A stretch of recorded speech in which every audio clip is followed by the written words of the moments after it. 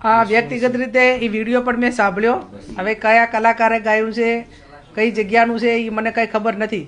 પણ એવું કીધું કે બંધારણવાળાને મારો ગોળી.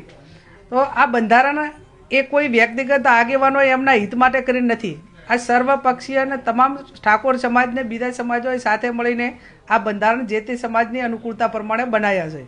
અને આવી રીતે ઉશ્કેરવા પૂર્વકના ગીતો ગવાતા હોય તો એમને પણ ટકોર છે કે મર્યાદામાં રહીને તમે સંસ્કૃતિ પ્રમાણેના ગીતો ગો, મનોરંજન કરો, એની સામે વાંધો ના હોય.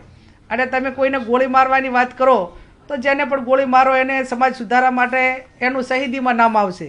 અને વ્યક્તિગત રીતે મારી તૈયારી છે, કદાચ આ સમાજના બધા સમાજોનું આટલું સારું થયું હોય અને તમામ લોકો ખર્ચામાંથી બહાર નીકળતા હોય અને શિક્ષણ તરફ આગળ વધતા હોય તો આવી ગોળીઓ ખાવામાં, ગોળીઓ મારવાવાળાને એમને બધાને જે મારશે એમના માટે જેને લાગશે એનું પણ શહીદીમાં નામ આવશે. વ્યક્તિગત મારી તૈયારી છે.